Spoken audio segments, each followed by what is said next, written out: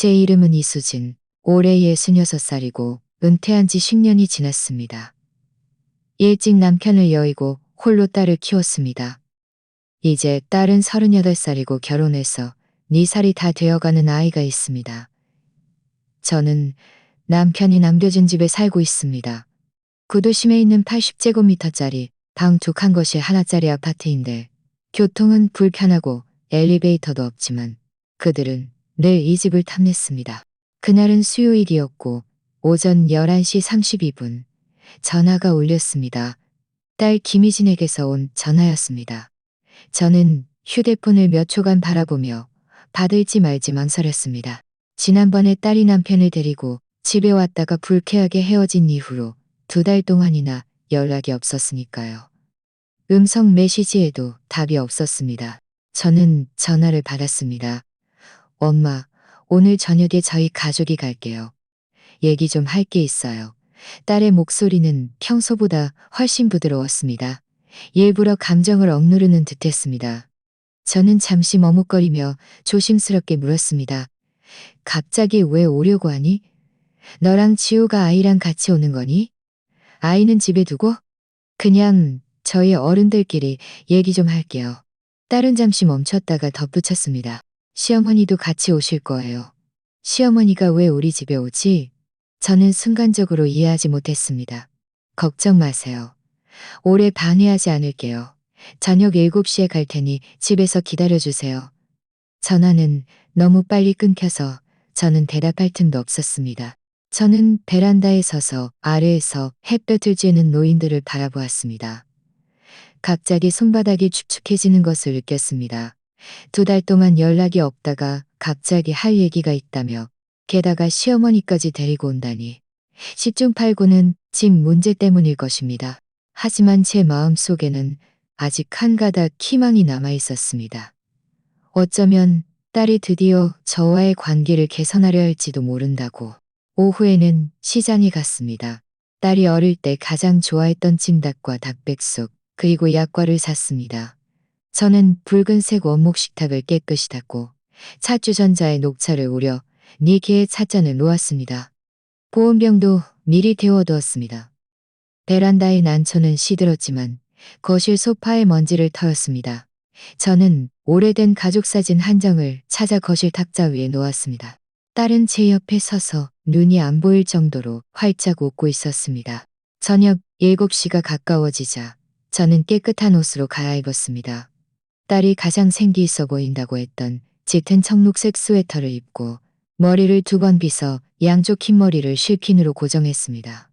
부엌에서 요리하는 동안 손이 떨렸습니다.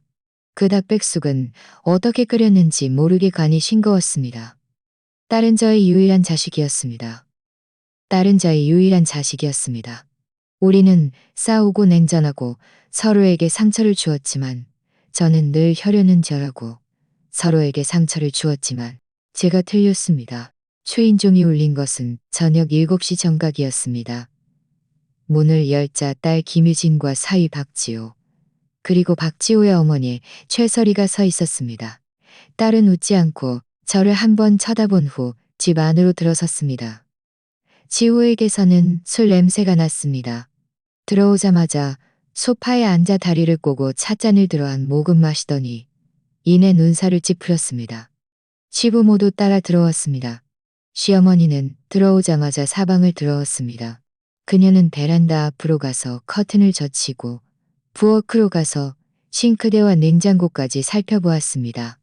저는 그들이 마치 부동산 중개인처럼 제 집을 돌아다니는 것을 보며 가슴이 답답해졌습니다. 유진아, 대체 무슨 일이니? 저는 마침내 참지 못하고 물었습니다. 딸은 문 앞에 서서 움직이지 않았습니다. 그녀의 목소리는 대본을 읽는 것처럼 건조했습니다. 시어머니가 몸이 안 좋으셔서 보살핌이 필요해요. 엄마 이 집이 살기 편하니까 저희가 시부모님을 모시고 들어와 살려고요. 저는 딸을 멍하니 바라보았습니다. 머릿속이 윙윙거렸습니다. 그럼 나는? 딸은 저를 보지 않고 눈을 내리깔며 말했습니다. 엄마는 어디에 사시든 알아서 하세요. 제 목소리가 가늘게 떨렸습니다. 이 집은 네 아빠가 남겨준 거야. 내가 30년 동안 살았어. 그때 지호가 입을 열었습니다. 어머니, 저희가 어머니를 쫓아내는 게 아니에요. 그냥 혼자 사시는 것도 불편하시고 다른 곳으로 옮기시는 게 더 좋으실 거예요. 시어머니는 한숨을 쉬며 말했습니다. 사실 요즘 노인들은 요양원에 많이 가요. 굳이 도시에 억지로 있을 필요 없어요. 저는 딸을 바라보았습니다. 나보고 나가라고 할 거면 최소한 어디로 가야 할지는 말해줘야 할 거 아니니? 딸은 마침내 고개를 들고 제가 평생 잊지 못할 말을 했습니다. 고가도로 밑이나 쓰레기장으로 가세요. 그녀의 어조는 마치 지하철 2호선을 타라고 말하는 것처럼 자연스러웠습니다. 저는 아무 말도 하지 않고 한 걸음 뒤로 물러나 문틀에서 손을 떼었습니다. 저는 제 방으로 돌아가 20년 된 가죽 가방을 꺼냈습니다. 남편의 유품, 주민등록등본, 신분증, 결혼증명서, 몇 장의 수리 영수증, 그리고 은행 서류를 넣었습니다.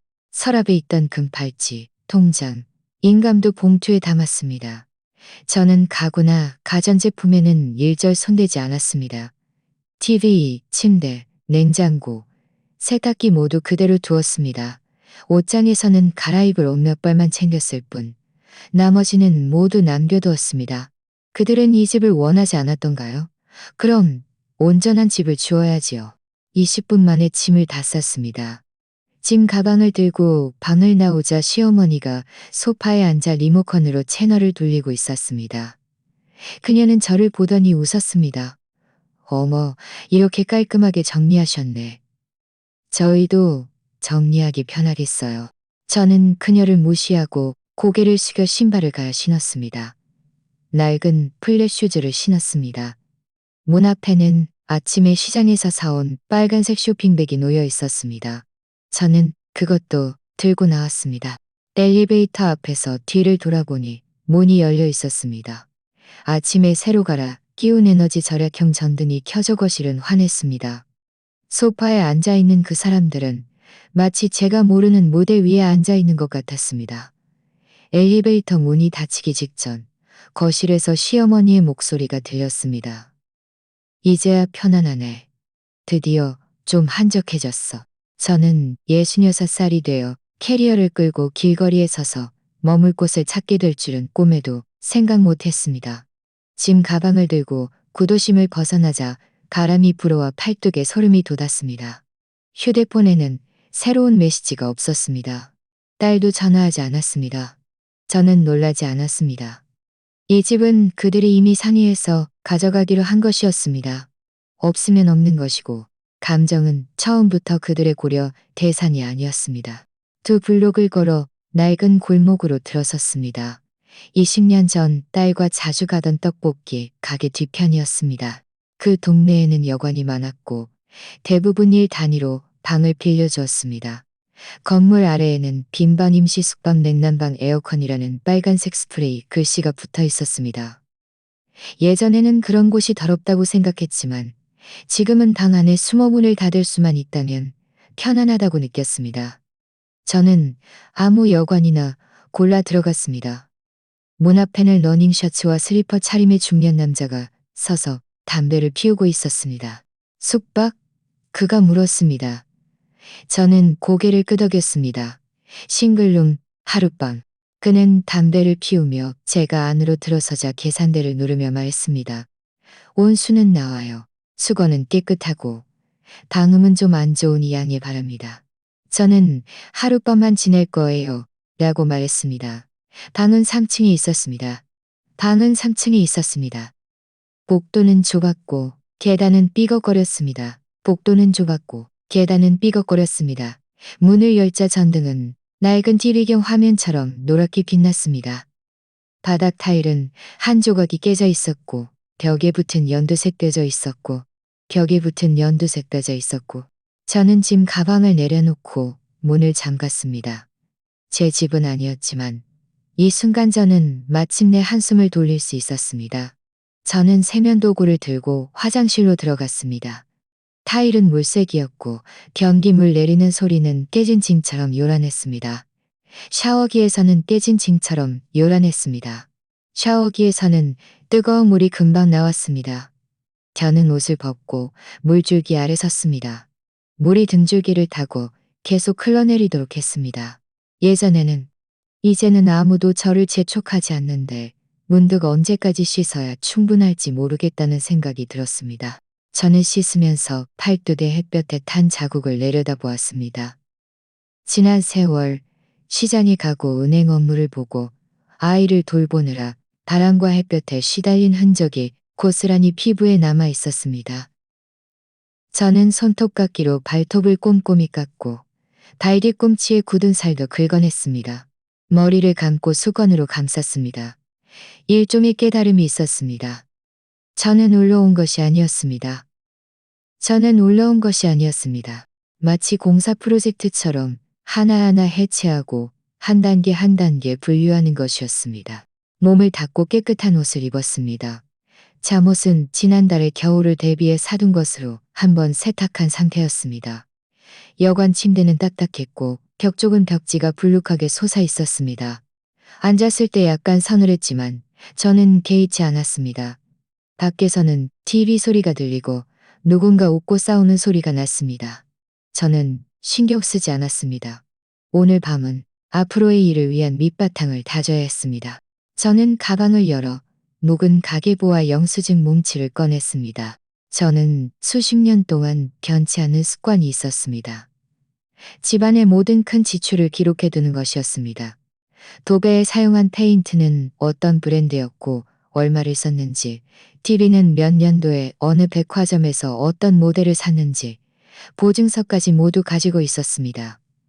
저는 봉투에서 수도세, 전기세, 가스비 영수증, 관리비, 창문 교체 비용, 그리고 제가 돈을 내 딸네 집 바닥을 새로 깔아준 영수증까지 하나하나 꺼내 새로. 저는 따지려는 것이 아니었습니다. 백업하려는 것이었습니다. 제가 무엇을 남겼는지, 어떤 증거로 어떤 말을 할 수 있는지 알아야 했습니다. 사소한 일들은 늘 제가 처리했습니다. 제가 인색해서가 아니라 혼자 아이를 키우느라 알뜰하게 살림하는 것이 본능처럼 몸에 밴 것이었습니다.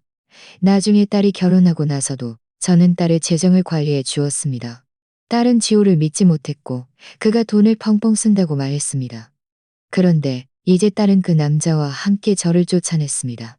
저는 그 자료들을 연도별로 분류하여 포스트잇을 붙였습니다. 손은 떨렸지만 저는 서두르지 않았습니다. 이것은 분풀이가 아니라 문제 해결이었습니다. 정리하다가 문득 10여 년 전 유진이가 막 직장 생활을 시작했을 때 제가 딸을 위해 공동 계좌를 개설해 주었던 일이 생각났습니다. 딸의 집 마련을 위해 저축을 돕는다는 명목이었습니다. 저는 다시 말하지 않았고 딸도 익숙하게 사용했습니다. 제가 큰돈을 넣었고 딸도 가끔 월급을 조금씩 넣었습니다. 계좌는 제 명의였고 딸은 보조 카드였고 가끔은 저에게 전화해서 계좌 잔액을 확인해 달라고 하기도 했습니다. 하지만 최근 2년 동안은 그런 말을 하지 않았고 저도 다시 확인해 본 적이 없었습니다. 저는 그 통장을 찾아 첫 페이지를 펼쳤습니다. 비밀번호는 기억하고 있었고 계좌번호도 잊지 않았습니다. 저는 노트북을 켜고 여관에 겨우 쓸 만한 와이파이에 연결했습니다. 키보드로 숫자 하나하나를 입력하여 로그인했습니다. 잔액이 뜨는 순간 저는 화면을 10초 동안 응시했습니다. 5자리 숫자. 예상보다 조금 더 많았습니다. 딸이 지난 몇 년간 입금했던 것 같았습니다. 저는 즉시 어떤 조작도 하지 않았습니다. 그저 서랍을 열어 노트를 꺼내 이 계좌를 통제 가능한 자산 목록의 첫 번째 항목으로 적었습니다. 공동계좌, 퇴직금 계좌, 주택세, 인테리어 목록, 보험 수익자 변경 기호까지 모두 나열했습니다. 이것이 그들에게 맞서는 저의 첫 번째 방어선이었습니다. 저는 페이지를 닫았습니다. 컴퓨터 화면이 검게 변했습니다. 마치 밤의 거리가 불을 끈 듯했습니다. 저는 그 숫자를 바라보며 기쁨이라고는 조금도 느끼지 못했습니다. 이 돈은 넉넉하지 않았지만 첫 단계를 진행하기에는 충분했습니다. 다른 도시에서 살고 방을 빌리고 변호사 상담을 받고 심지어 민사소송을 시작할 수도 있을 정도였습니다. 여관에서 셋째 날 밤부터 저는 근처에 머물 곳을 찾아다녔습니다. 서두르지는 않았지만 시간을 너무 오래 끌 수도 없었습니다. 여관 숙박비는 비쌌고 너무 시끄러웠습니다. 저는 머리를 쓸 수 있는 곳이 필요했습니다. 죽음을 기다리는 구석이 아니라 구도심의 집값은 이미 몇 배나 올랐습니다. 저는 너무 멀리 갈 엄두를 내지 못하고 익숙한 4km 생활권 안에서 물색했습니다.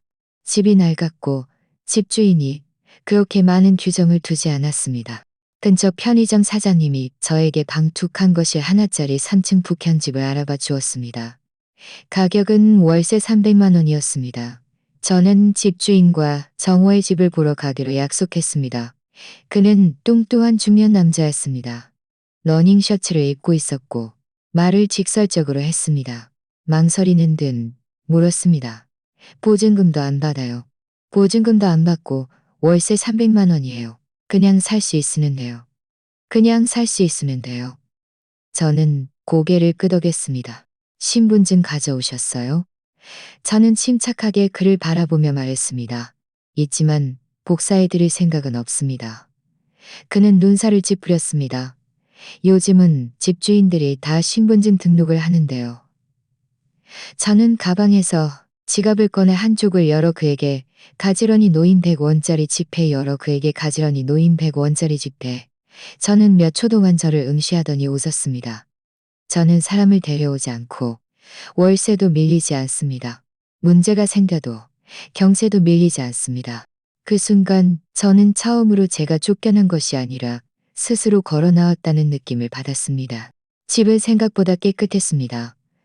낡았지만 바닥은 평평했고 커튼은 찢어지지 않았고 화장실 온수기는 아직 사용할 수 있었습니다. 가장 먼저 한 일은 자물쇠를 바꾸는 것이었습니다. 집주인을 기다리지 않고 바로 열쇠공을 불렀습니다. 열쇠공은 빨리 도착했습니다. 제가 혼자 사는 것을 보고는 꽤 예의 바르게 말했습니다. 어르신, 지금은 도둑들이 구도심을 노리니까 가장 튼튼한 걸로. 자물쇠를 바꾼 후 저는 다시 전자제품 시장으로 달려가 중고 노트북을 한 대 샀습니다. 낡은 프린터도 한 대 들였습니다. 이어서는 인터넷을 설치했습니다. 길거리에서 파는 선불 유심카드를 사용했습니다.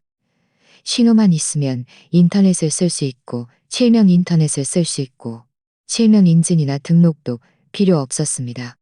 저는 컴퓨터에 VPN을 설치하고 모든 인터페이스를 한글로 설정했습니다. 하나는 변호사와 연락할 때 쓰고 다른 하나는 은행 통지를 받을 때 사용했습니다. 모든 자료에는 제 진짜 이름을 쓰지 않았습니다. 저는 그들을 믿지 않았고 더 이상 그들에게 저를 추적할 수 있는 어떤 경로도 남겨줄 생각이 없었습니다. 저는 숨는 것이 아니었습니다.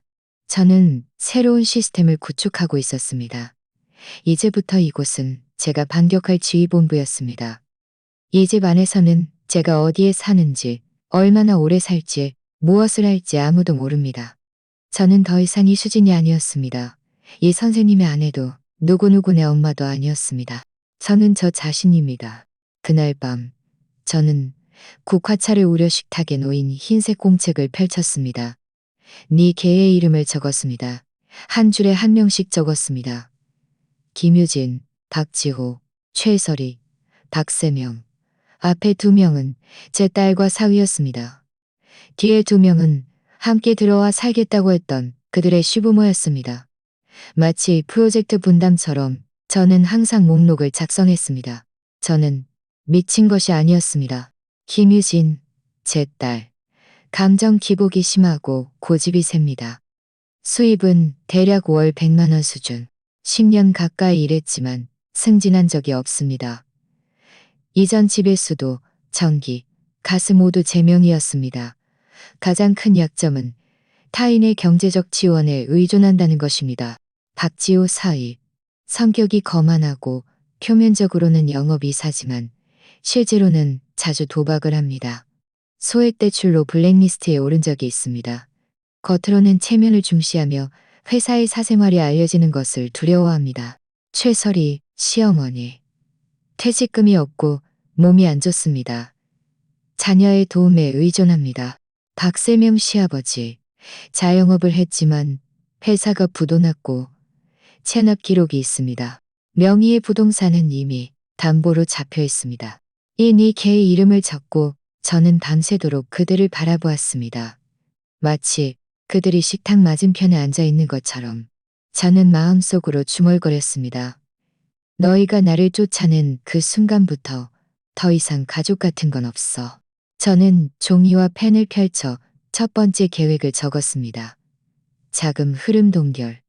그들은 저의 돈을 쓰고 저의 집에 살고 저의 명의로 된 집을 이용하면서 저를 내쫓으려 했습니다.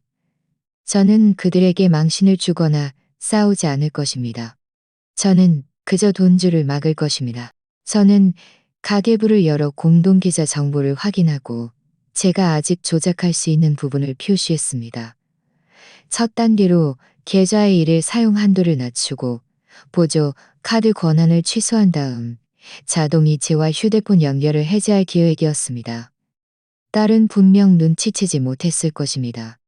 저는 이체를 중단할 것입니다. 딸은 분명 눈치채지 못했을 것입니다. 그 계좌는 제가 개설한 주 계좌였고 명의가 한 번도 바뀌지 않았으니까요. 그들이 그 집에 머물고 싶다면 스스로 요금을 내는 법을 배워야 할 것입니다. 당신이 나에게 무정하다면 나는 더 이상 인정에 얽매일 필요가 없습니다. 당신이 나를 내쫓았다면 나는 근원에서 당신의 퇴로를 막을 것입니다. 저는 오전 10시를 택해 집을 나섰습니다. 인파를 피하기 위해 마스크와 야구모자를 쓰고 어두운 옷을 입었습니다. 아무도 저를 알아보지 못하게 하기 위해서였습니다. 은행 앞에는 줄 서 있는 사람이 많지 않았습니다. 저는 작은 지점을 골랐습니다. 아는 사람이 적고 업무 처리도 빨랐습니다. 제 차례가 되자 창고 직원은 안경을 쓴 젊은 남자였고 조용하고 나긋나긋하게 말했습니다. 저는 은행 카드를 창고에 놓았습니다. 계좌 권한을 변경하고 싶어요. 본인 계좌 맞으십니까? 그는 절차대로 물었습니다. 네, 저는 신분증과 계좌 정보를 건네주었습니다. 공동 계좌 보조 카드도 해지하고 싶어요. 보조 카드 명의는 김유진, 제 딸입니다. 그는 고개를 끄덕이며 빠르게 타이핑했습니다. 네, 고객님께서 직접 변경 신청서에 서명하셔야 합니다. 또한 한도 조정이 필요한 점이다. 저는 미리 준비해온 서류를 꺼냈습니다. 거기에는 명확한 지시가 적혀 있었습니다. 일일 인출 한도 500만 원, 온라인 이체 한도 건당 200만 원 초과 금지, 모든 고액 자금 이동은 서면 확인 필요, 보조카드 권한 취소, 원격 제어 포트 폐쇄. 직원은 서류를 읽더니 살짝 눈살을 찌푸렸습니다. 제한이 꽤 상세하게 설정되어 있는데 보안 문제 때문이신가요? 저는 고개를 끄덕였습니다. 네, 맞습니다. 그는 더 이상 묻지 않았습니다. 젊은 사람들은 때때로 나이 든 사람보다 더 신속하게 움직였습니다. 수속은 빠르게 진행되어 20분도 채 안 되어 제 계좌 설정은 모두 업데이트되었습니다. 인쇄된 확인서를 3번이나 반복해서 확인한 후에야 서명했습니다. 이것은 감정적인 행동이 아니라 정교한 계산이었습니다. 딸은 이 계좌를 익숙하게 사용하며 자기 것이라고 생각했을 것입니다. 하지만 단 한 번도 딸이 돈을 낸 적은 없었습니다. 이제 딸이 돈을 아끼지 않고 씁니다. 이제 딸이 돈을 아끼지 않고 쓰는 것을 보며 숙소로 돌아와 서류를 정리했습니다. 서류철에 분류하여 보관했습니다. 계좌 제한은 이제 효력이 발생했습니다. 딸이 돈을 인출할 때마다 직접 비밀번호를 입력하고 휴대폰 인증을 받아야 하며 한도에도 제한을 받을 것입니다. 딸의 휴대폰은 이미 저와 연결되어 있지 않았습니다. 오늘부터는 어떤 조작도 저의 승인을 거쳐야 할 것입니다. 저는 화면에 뜨는 보조 카드 권한 해지라는 문구를 바라보았습니다. 이 몇 글자 카드 권한 해지라는 문구를 바라보았습니다. 이 몇 글자가 마치 저는 분명히 생각했습니다. 저는 잔인하다고 생각하지 않았습니다. 이 단계는 딸에게 편의를 잃게 할 뿐만 아니라 이 집, 이 돈주머니가 딸이 마음대로 가져갈 수 있는 것이 아니라는 것을 알려준 것입니다. 오후 3시 34분 휴대폰이 2번 울렸습니다. 은행에서 보낸 문자 메시지였습니다. 계좌 9236에서 15시 32분 비정상적인 로그인 시도 6회 발생. 온라인 권한 자동 잠금. 저는 의자에 기대어 앉아 손가락으로 휴대폰 케이스를 가볍게 쓸어내렸습니다. 딸이 알아챘습니다. 딸은 분명 마트에서나 주택대출 자동이체 시기에 갑자기 카드가 안 되고 잔액 확인도 안 되고 로그인도 안 되는 것을 발견했을 것입니다. 저는 딸의 모습을 상상할 수 있었습니다. 처음에는 놀랐다가 불안해하고 이내 분노에 휩싸일 것입니다. 딸의 이해 속에서 저는 늘 모든 것을 들어주는 엄마였습니다. 딸이 엄마, 이것 좀 처리해줘 라고 한마디 하면 순순히 따르는 ATM 기계였습니다. 딸은 제가 이 스위치를 끌 것이라고는 한 번도 상상해 본 적이 없을 것입니다. 딸은 아마 은행 시스템 오류라고 생각하고 고객센터에 전화해 볼 것입니다. 고객센터에서는 계좌 설정이 주 카드 소유자에 의해 변경되었다고 말할 것입니다. 그때서야 딸은 그 주 카드 소유자가 자신이 아니라 저라는 것을 깨달을 것입니다. 아니나 다를까 오후 4시 7분 딸의 전화가 걸려왔습니다. 저는 받지 않았습니다. 딸은 다시 한 번 전화했습니다. 저는 여전히 받지 않았습니다. 세 번째는 음성 메시지였습니다. 저는 열어 들었습니다. 딸의 목소리는 조급하고 목소리를 억누르고 있었습니다. 엄마, 엄마가 혹시 뭘 잘못 건드린 거예요? 제 카드가 지금 로그인이 안 돼요. 주택대출 오늘 빠져나가야 하는데 실패할 거예요. 엄마가 권한을 바꾼 거예요? 엄마가 권한을 바꾼 거예요? 엄마 제발 함부로 건드리지 마세요. 무슨 일 있으면 말이라도 해주세요. 딸은 몇 초 동안 멈췄다가 거의 울부짖는 듯한 목소리로 말했습니다. 엄마 대체 무슨 생각을 하는 거예요? 아직도 화난 거예요. 이렇게 저를 버려야겠어요? 제가 엄마한테 여러 가지 물건도 남겨줬는데 꼭 이렇게까지 해야겠어요? 딸은 점점 더 빠르게 말했습니다. 마치 혼잣말을 하는 것 같기도 하고 저에게 대답을 강요하는 것 같기도 했습니다. 저는 휴대폰을 모음으로 바꾸고 머리맡 서랍에 넣었습니다. 방에 불을 껐습니다. 저는 설명할 필요도 싸울 필요도 없었습니다. 딸은 제가 그렇게 오랫동안 살았다고 말했지만 마치 제가 얹혀 살기라도 한 것처럼. 하지만 이 집은 저와 딸 아빠가 한 푼 두 푼 아껴가며 마련한 것이었습니다. 딸이 그 집에 들어와 살 수 있었던 것은 제가 처음부터 가족정을 생각하여 공간을 내어주었기 때문입니다. 저는 딸의 인정을 받을 필요도 더 이상 딸이 저를 이해해 주기를 바라지도 않습니다. 딸은 무너지고 조급해하고 저를 내녀란이라고 욕할 것입니다. 하지만 딸은 결국 한 가지 사실을 받아들여야 할 것입니다. 딸이 의지해왔던 편의는 제가 지탱해 준 것이었고 이제 제가 그 지지대를 빼버렸으니 저는 오늘 인수한 은행 서류를 잘 정리하고 노트북에 계좌 동결 완료, 딸 확인 완료, 다음 단계 신용 민명의 실추라고 적었습니다.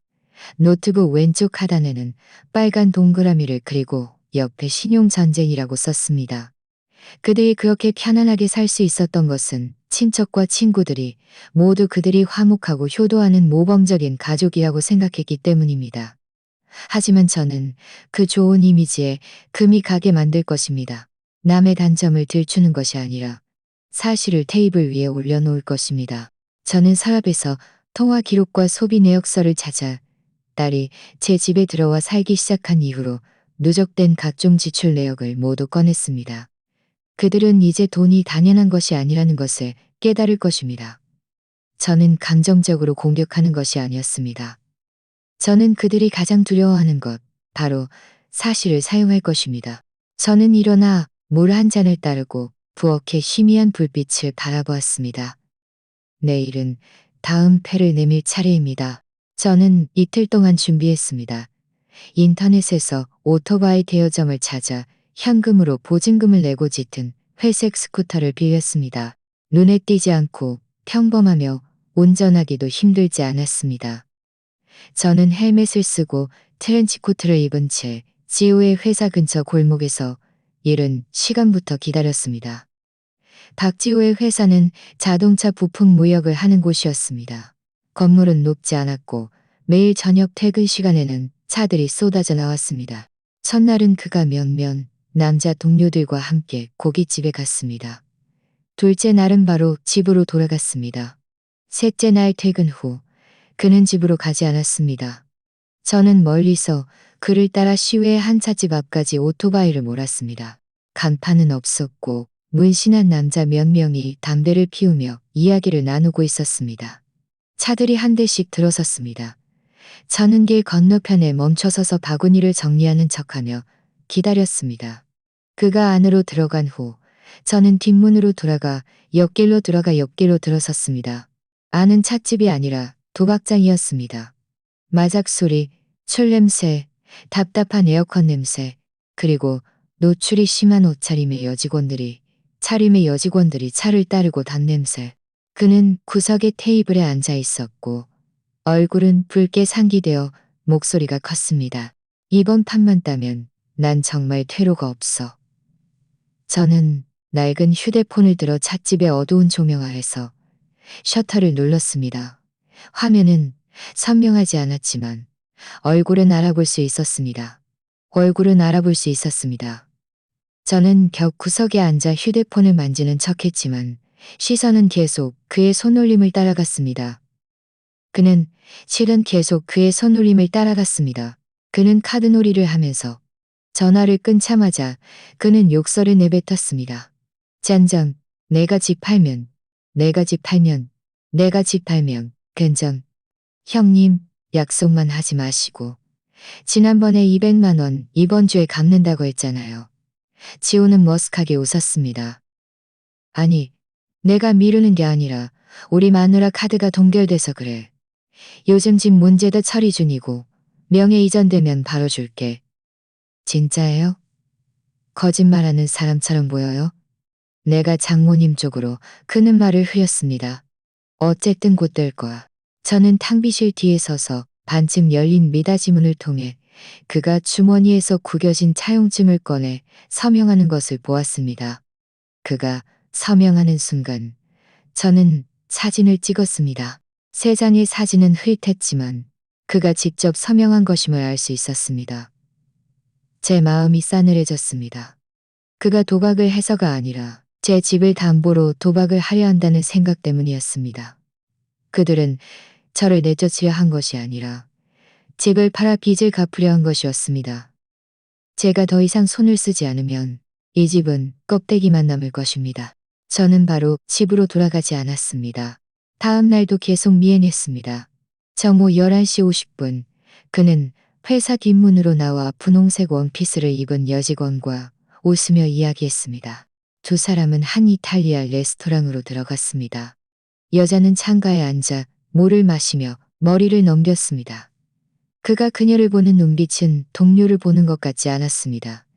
마치 오랫동안 기다려온 새로운 장난감을 응시하는 것 같았습니다.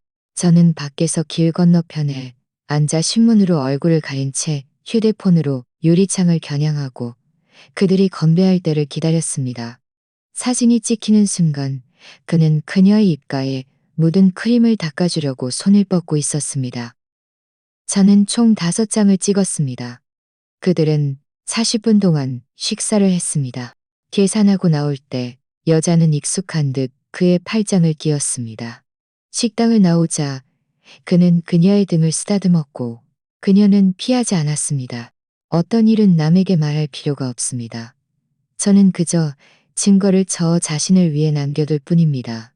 일단 싸우기로 했다면 제가 마음 약해질 것이라고는 기대하지 마십시오. 저는 박세명의 그 서류상 회사 페이퍼 컴퍼니가 작년 말에 폐업 신고를 했다는 것을 확인했습니다. 명의상으로는 아직 법인 대표로 걸려 있었습니다. 저는 제 이름이 없는 이메일 계정으로 공공산업통상자원부와 국세청 웹사이트에서 체납 기록을 조회했습니다. 아니나 다를까 그 회사가 작년 3월 이후로 세금 납부를 중단했으며 누적 체납액이 4,900만 원이고 3건의 지연이자도 납부되지 않은 상태였습니다.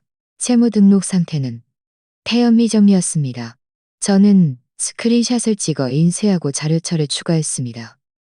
그는 지금 은퇴했습니다. 제가 이 기록을 그가 오랫동안 협력해온 몇몇 중개업자 친구들에게 보내면 그들의 시아버지라는 체면 있는 사람의 이미지는 무너질 것입니다. 마지막은 최설이었습니다. 저는 그녀에 대한 많은 정보를 찾을 수 없었습니다. 그녀는 직업이 없었고 의료보험도 사회보험 기록도 없었습니다. 그녀의 약값과 생활비는 모두 딸이 송금한 것이었습니다. 저는 제가 예전에 작성했던 가계부를 찾아보았습니다. 2017년부터 그녀는 매달 저에게 10만 원에서 150만 원에 달하는 비용을 청구했습니다. 명목은 딸의 가장으로서의 부담으로서의 부담을. 이제 저는 알았습니다. 이제 저는 알았습니다. 그 모든 부담은 제가 혼자 짊어져 왔다는 것을. 그녀가 제 집에서 고가도로 미치나 쓰레기장이라고 큰 소리칠 수 있었던 것은 그녀가 잃을 것이 전혀 없었기 때문입니다. 그녀는 수입도 자산도 책임도 없었고 어떤 계약서에도 서명하지 않았습니다.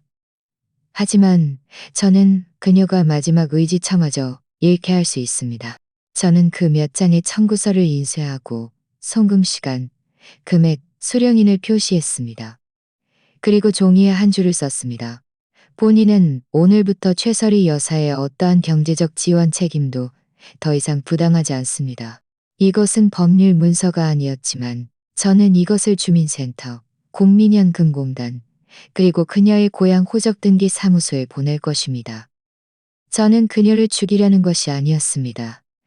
저는 그녀에게 그녀가 더 이상 믿을 만한 엄마도 우리 집의 어르신도 아니라는 것을 깨닫게 하려는 것입니다. 누구에게 길러줬든 그곳으로 돌아가세요.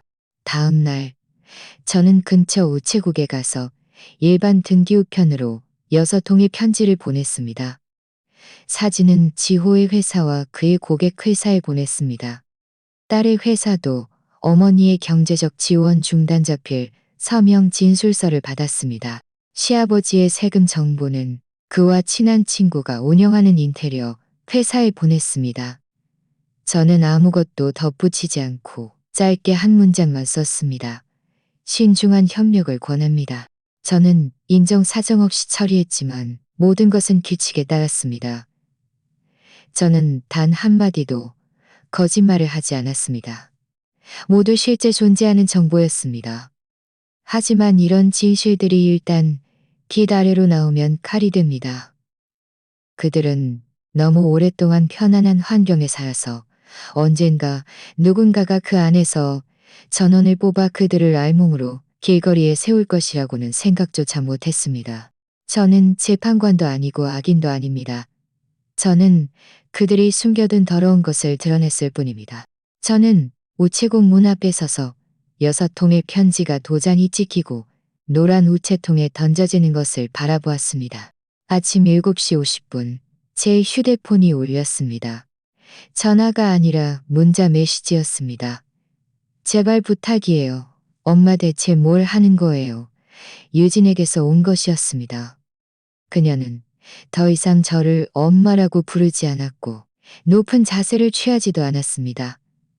그저 부탁이에요라는 세 글자를 반복했습니다. 그것은 애교가 아니라 지쳐서 나온 말이었습니다. 그녀의 문장은 쉼표도 없이 빠르게 작성되어 마치 누군가 말을 끊을까봐 한숨에 쏟아낸 것 같았습니다. 저는 답장하지 않았습니다.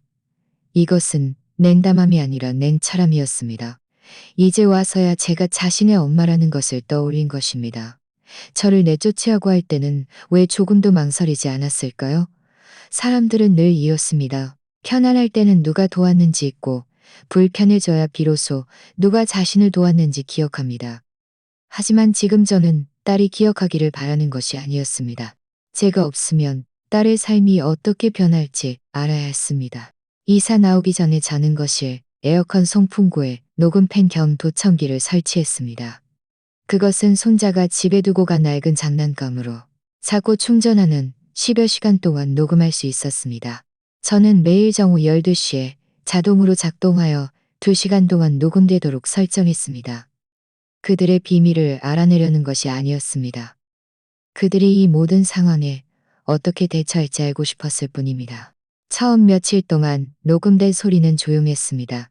TV 소리, 수도꼭지 소리뿐이었습니다. 하지만 오늘 녹음은 틀자마자 난리가 났습니다. 대체 밖에서 뭘 한 거야? 왜 회사에 누가 신고한 거야? 내 전화 엿들었어? 내 지갑은 왜 뒤진 거야? 잘도 말하네. 우리 엄마 말이 맞아. 내가 너무 몰려서 당신이 기어오르게 한 거야. 저는 헤드폰을 쓰고 컴퓨터 앞에 앉아 1분 1초씩 들었습니다. 컵이 바닥에 부딪히는 소리, 서랍이 열리는 소리, 슬리퍼가 타일에 부딪히는 찰싹거리는 소리. 그리고는 정적이 흘렀습니다. 그러다 한 노파의 차가운 목소리가 들렸습니다. 이 집, 우리가 사려고 할 때 당신이 기어코 당신 엄마 명의로 해야 한다고 했잖아. 이제 봐. 잘 됐어.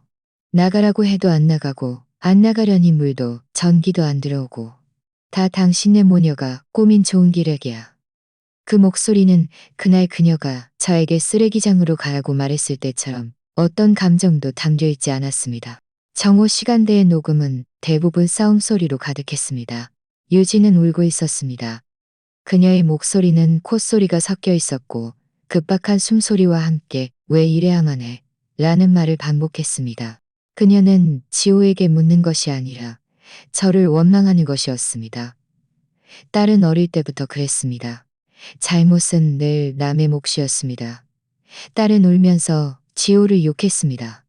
그가 바람을 피우고 가정을 돌보지 않고 아이가 학교에서 놀림받는다고 말했습니다. 지호는 소용없다고 소리쳤습니다. 지금의 상황은 모두 딸의 엄마가 만든 것이라고 장모님네 집이 웃음거리라고 말했습니다. 그리고 최설이. 저는 그들이 서로에게 책임을 전가하고 있다는 것을 알았습니다. 시어머니는 딸이 몰렸다고 나무라고, 딸은 남편이 엉망이라고 비난하고, 남편의 시어머니가 돈이 없다고 불평했습니다. 하지만 그들 중 누구도 지난 세월 제가 무엇을 희생했는지 생각하지 않았습니다. 저는 녹음을 들으며 모든 중요한 시간들을 기록했습니다. 그날 오후, 저는 노트북을 켜고 다음 단계를 준비하기 시작했습니다. 저는 익명으로 편지를 작성했습니다. 지호의 도박사진, 차용증 서명, 그리고 그와 여직원이 식사하는 선명한 사진을 첨부했습니다. 제목은 한 줄만 썼습니다. 기사 직원 박지호의 부적절한 행위에 대한 제보. 저는 너무 많은 수식어를 붙이지 않았습니다. 감정을 배제했습니다. 저는 요즘 많은 회사들이 윤리 경영 제도를 가지고 있다는 것을 알고 있었습니다. 특히 재무 관련 직책의 경우 부적절한 재무, 도박 문제가 불거지면 회사는 조사를 할 것입니다. 봉투는 검은색 서류 봉투를 사용이다. 경투는 검은색 서류 봉투를 사용했고 인쇄체로 주소를 적었습니다. 제 이름을 적지 않았습니다. 저는 그의 인맥이 그의 지푸라기라는 것입니다. 요 며칠 동안 저는 더 이상 자주 조작하지 않았습니다. 그저 매일 아침 물 한 주전자를 끓여 차를 우려내고 창가에 앉아 도시의 소리를 들었습니다. 밖에서는 누가 싸우고 아이가 울고 배달원이 아래층에서 문을 두드리는 소리가 들렸습니다. 저는 그들의 움직임을 기록했습니다. 그들은 외식을 못하게 되자 장을 보는 횟수가 늘었습니다. 그들은 외식을 못하게 되자 장을 보는 횟수가 늘었습니다. 그들은 아파트 주민 채팅방에서 한바탕 소동을 벌였습니다. 이유는 직전기 계량기를 확인했는데 관리사무소에서도 제가 응답하지 않는다고 해서 제가 보지 않는 것은 아니었습니다. 저는 그들이 실수를 하기를, 그들이 무너지기를, 그들이 공공장소에서 기녀를 드러내지 않고는 못 빼길 때를 기다리고 있었습니다. 저는 한 방에 끝내려는 것이 아니었습니다. 저는 그들이 모든 것이 천천히 무너져 스스로 깨지는 것을 지켜보게 할 것입니다. 저는 딸이 좀 더 버틸 것이라고 생각했지만 이렇게 빨리 손을 쓸 줄은 몰랐습니다. 사흘째 오후 경찰서에서 전화가 왔습니다. 제가 가정 경제 분쟁에 연루되어 금융 사기와 괴롭힘으로 신고당했다는 것이었습니다. 저는 서두르지 않았고 어느 경찰서인지 묻지도 않았습니다. 그저 협조하겠다고 무엇을 가져가야 할지 알려달라고 말했습니다. 전화는 오후 2시 42분에 걸려왔습니다. 저는 아주 분명히 기억합니다. 막 커튼을 걷었을 때 햇볕이 비스듬히 들어와 차탁에 비치고 있었기 때문입니다. 휴대폰이 울렸고 발신자 표시에는 어우경찰서라고 뜨는 것을 보았습니다. 전화를 받자 상대방은 낮은 목소리로 떠왔습니다. 은행 계좌에 규정 위반 자금 이체 행위가 있었고 특정 여성에 대한 지속적인 괴롭힘이 있었다고 합니다. 관련 상황을 알고 계신가요? 저는 직접 대답하지 않고 가방에서 자료차를 꺼내 하나하나 탁자 위에 펼쳤습니다. 이것은 은행 계좌 변경 기록입니다. 모두 제 명의로 되어 있고 절차에 따라 처리되었습니다. 이것은 보조 카드 권한 취소 문서로 은행 창구 직원이 인쇄하고 도장을 찍은 것입니다. 이것은 주택 소유권 증명서입니다. 등기부등본상 제 이름만 있습니다. 그는 고개를 끄덕였습니다. 이것들은 모두 명확합니다. 또한 제가 계속 말했습니다. 저는 상대방에게 전화한 적도 메시지를 보낸 적도 없습니다. 그쪽에서 온 편지나 음성 메시지는 있었지만 저는 답장하지 않았습니다. 제 통화 기록과 문자, 메시지 스크린샷을 확인해 주세요. 저는 휴대폰을 건넸습니다. 스크린샷에는 실제로 상대방이 했다고 말하는데요. 스크린샷에는 실제로 상대방이 했다고 말하는데요. 음성 메시지, 그리고 저의 미수신, 민 무응답 상태가 표시되어 있었습니다. 그는 그것을 꿰어 있었습니다.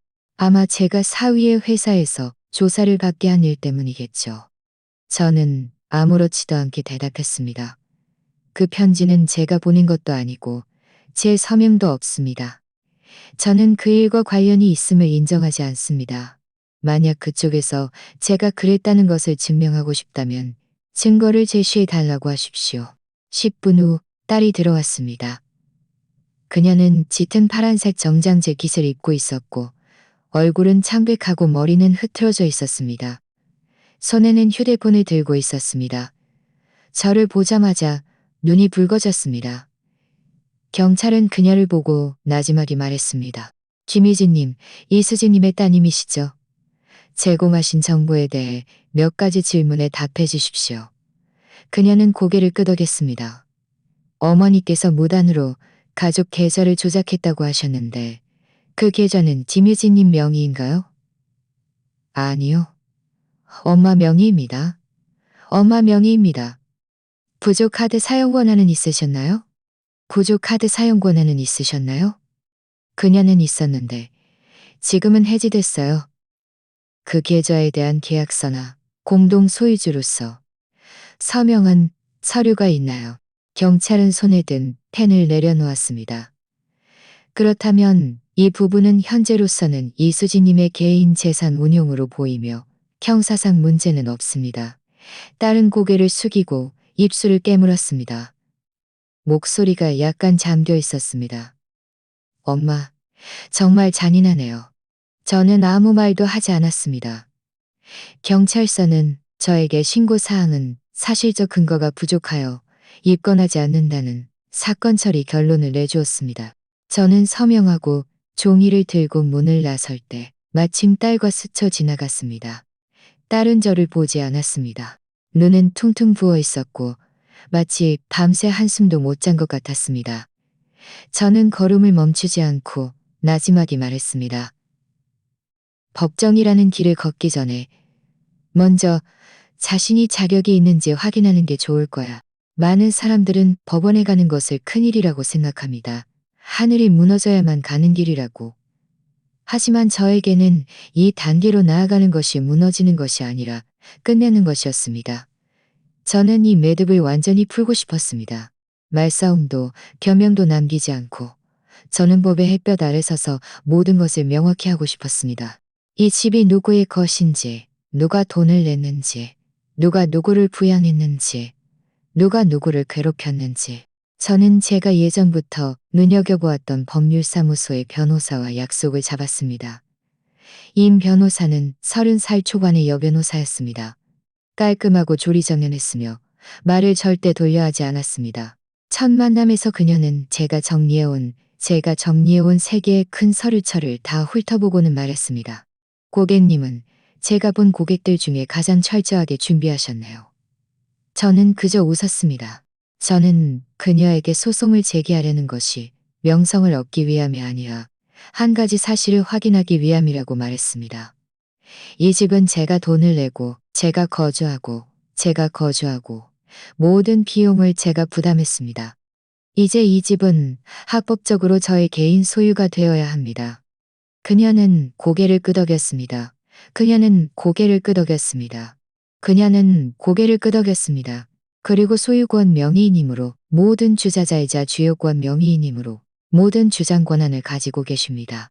그리고 소유권 명의인이므로 저는 말했습니다.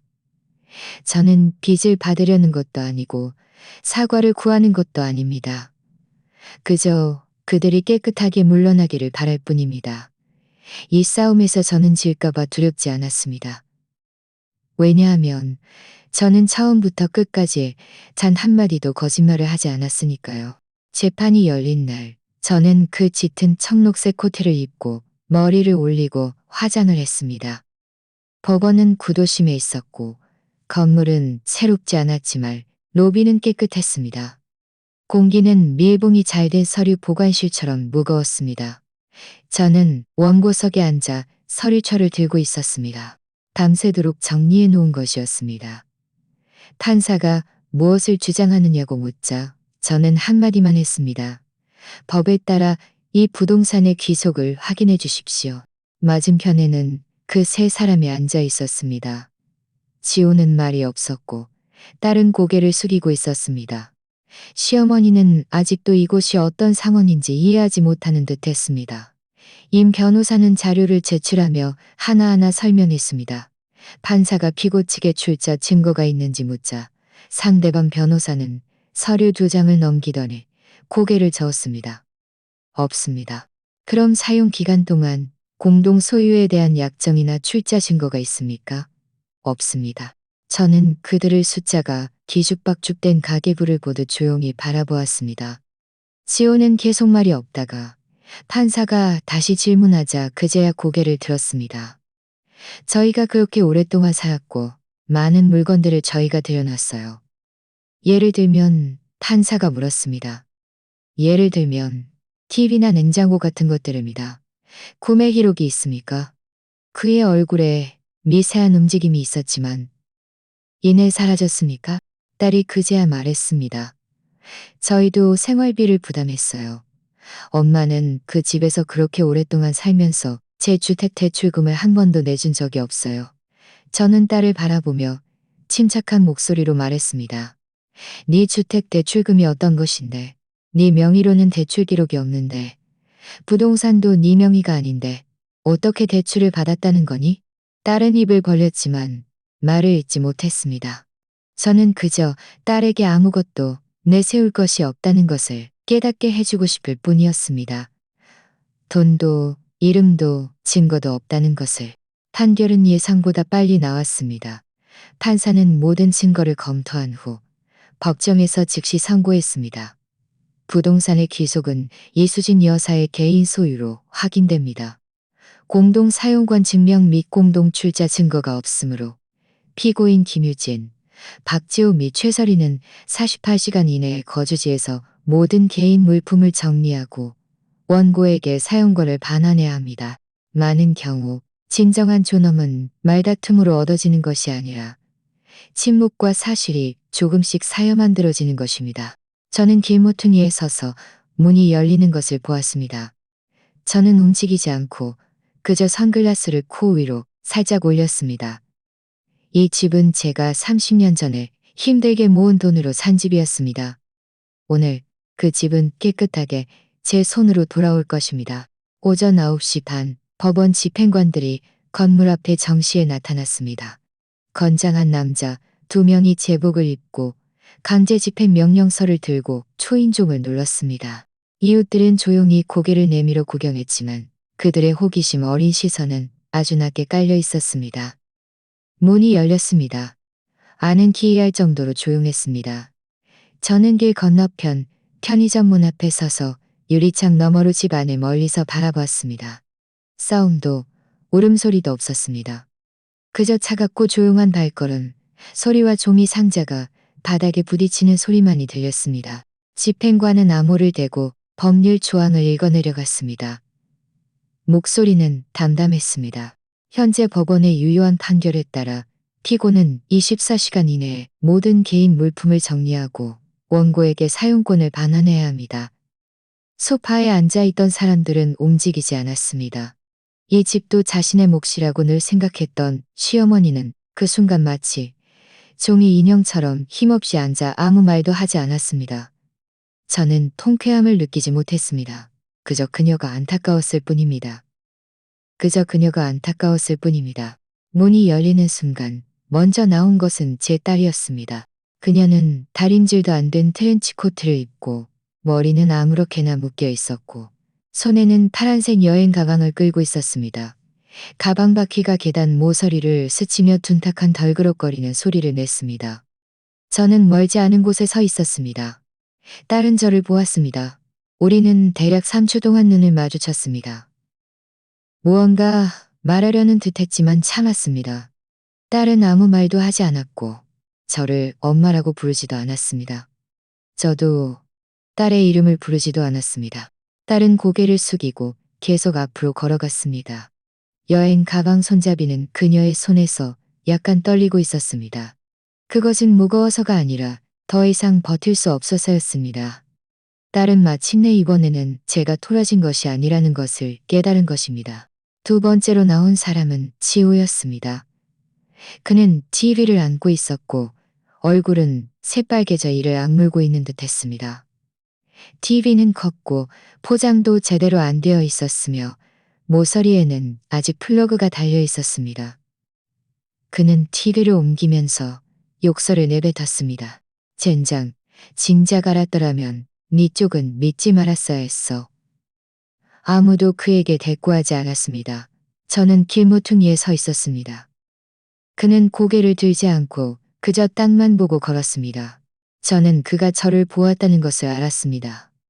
그의 눈이 스쳐 지나갔지만 감히 한 번 더 보지 못했습니다. 그의 푯은 그의 평생에서 처음으로 자신이 말할 권한이 있는 남자가 아니라는 것을 깨달은 순간이었습니다. 그는 그저 그렇게 아니라는 것을 깨달은 순간이었습니다. 저는 그들에게 복수한 것이 아니었습니다. 저는 그저 제가 빼앗겨서는 안 될 것을 되찾았을 뿐입니다. 그들은 제가 잔인하다고 말했지만 잔인한 것은 먼저 저를 문 밖으로 내쫓은 그들이었습니다. 저는 그저 걸어 돌아왔을 뿐입니다. 그 순간 저는 다가가지도 집 안으로 들어가지도 않았습니다. 저는 길모퉁이에 서 있었습니다. 햇볕이 나뭇잎 사이로 쏟아져 제 얼굴에 비쳤습니다. 바람은 약간 더웠지만 저는 짜증을 느끼지 않았습니다. 법원 집행관은 열쇠를 인계한 후 복도 입구로 물러섰습니다. 집행관이 문을 밀어 열자 집 안은 순식간에 텅 비었습니다. 소파는 버려져 있었고 거실 탁자 위에는 깨진 유리컵 하나가 놓여 있었습니다. 벽에 걸려있던 제가 젊었을 때 수놓았던 십자수 액자는 비뚤어져 못에 걸려 있었습니다. 색이 바래고 낡았지만 가와만 사성이라는 글자는 아직 알아볼 수 있었습니다. 저는 휴대폰을 꺼내 잠금장치 기사님의 번호를 찾아 눌렀습니다. 상대방이 3번 울린 후 전화를 받았습니다. 저는 입을 열었습니다. 오늘 오후 3시에 와서 문 잠금장치를 바꿔주세요. 문빗장도 함께 처리해 주세요. 네, 문제 없습니다. 어머님, 지문 인식 잠금장치로도 바꾸실 건가요? 저는 잠시 생각하다가 말했습니다. 네, 바꾸세요. 오늘부터 이 문에는 낡은 지문이 있어서는 안 됩니다. 저는 또 다른 전화번호를 눌렀습니다. 안녕하세요. 여기 전체 카메라 설치를 부탁드립니다. 세 방향으로, 노출형으로 가리지 않고요. 네, 알겠습니다. 고객님 댁은 밤색한 것이 하나인가요? 현관에도 휴대폰과 연결되는 종류로 하나 설치해 주세요. 저는 전화를 끊고 휴대폰을 가방에 넣었습니다. 햇볕이 현관 바닥에 비쳤습니다. 그 타일은 제가 2005년 인테리어 할 때입니다. 그때 저는 흰색과 회색이 섞인 무늬를 좋아했습니다. 깨끗하고 눈에 거슬리지 않았습니다. 그 타일은 아직 그 자리에 있었지만 그 위에 쌓인 먼지는 이제 제가 쓸어내야 할 것이었습니다. 이 집은 다시 시작해야 합니다. 저는 막 세무서에서 자산 이전 수속을 마치고 돌아왔습니다. 집에 와서 차를 데우는데 휴대폰이 울렸습니다. 딸이었습니다. 딸이었습니다. 저는 딸이 더 이상 저에게 전화하지 않을 것이라고 생각했습니다. 마지막으로 본 것은 법원에서 판결이 나온 후였습니다. 딸은 한마디도 하지 않고 떠났습니다. 그런데 이번에는 딸이 입을 열었습니다. 엄마, 저, 저희 얘기 좀 할 수 있을까요? 저는 아무 말도 하지 않았습니다. 딸의 목소리가 가늘게 떨렸습니다. 엄마, 저에게 기회를 한 번만 주실 수 없을까요? 저는 딸의 울먹임에 반응하고 싶지 않았고 딸을 쉽게 용서하고 싶지도 않았습니다.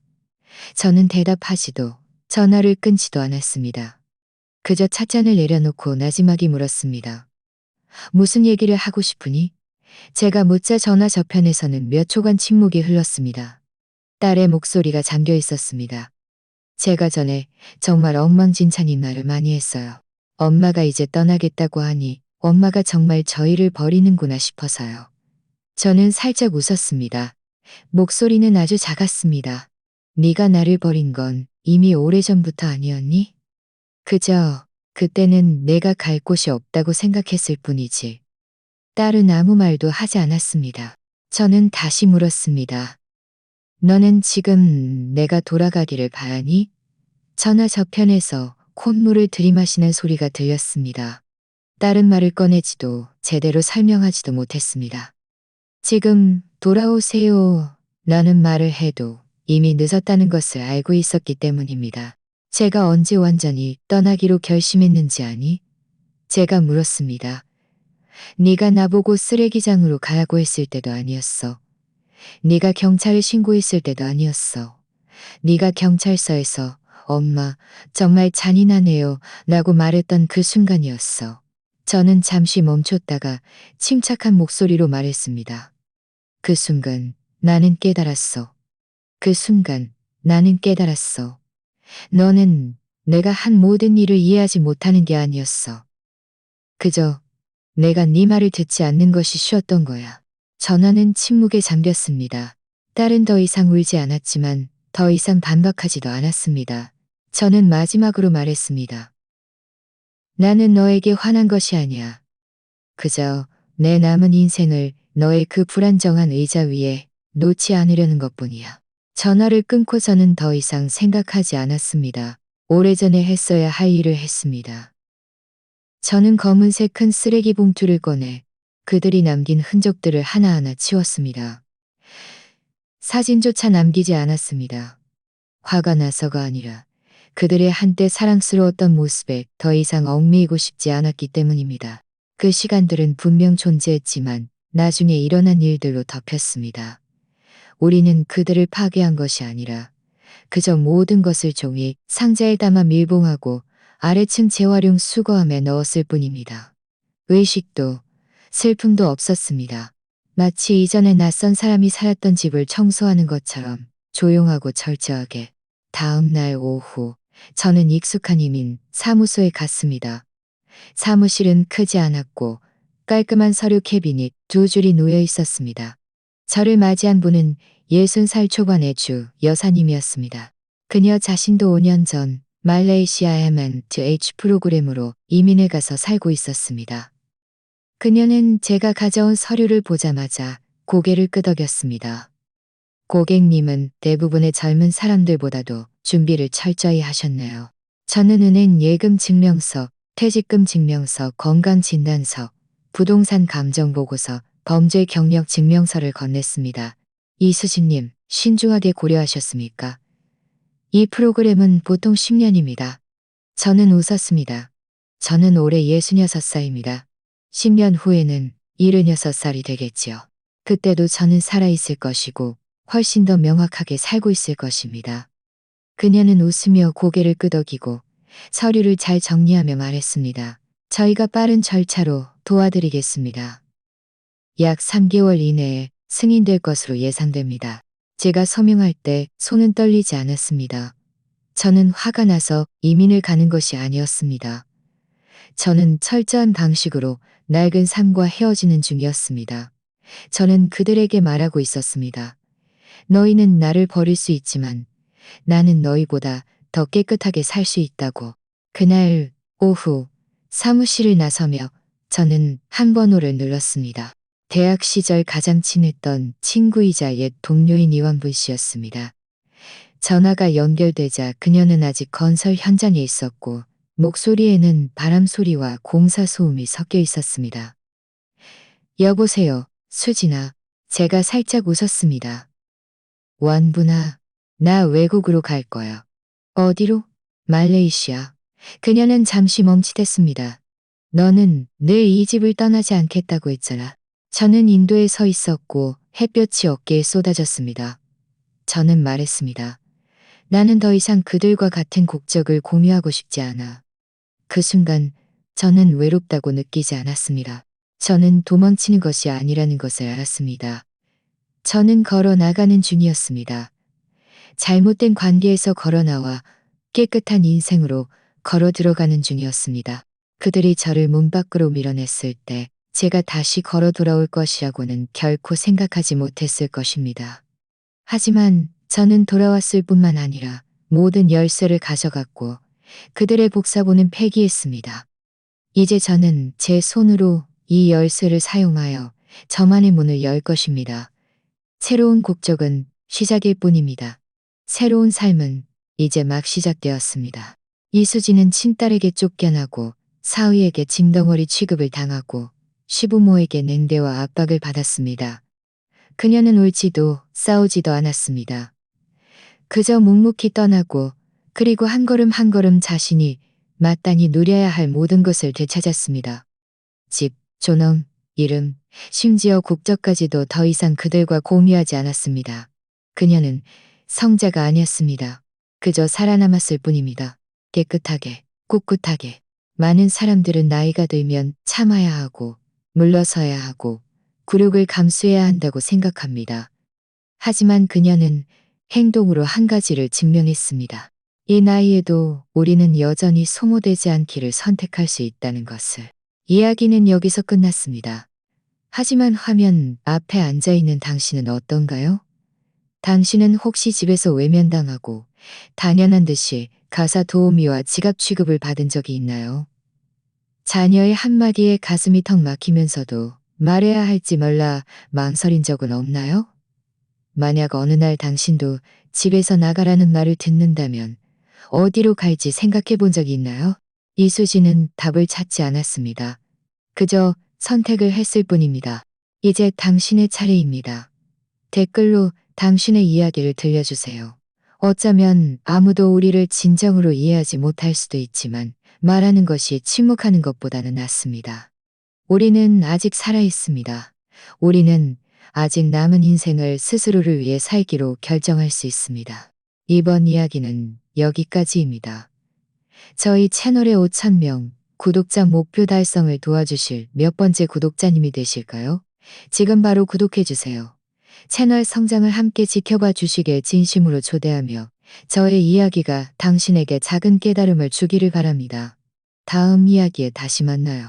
본 채널의 이야기는 사회 뉴스, 시청자 투고 및 댓글 공유 등 실제 사건을 각색한 것입니다. 내용에 대한 의견이나 제안이 있으시면 댓글로 토론하거나 당신의 이야기를 들려주세요. 어쩌면 당신이 다음 이야기의 주인공이 될 수도 있습니다.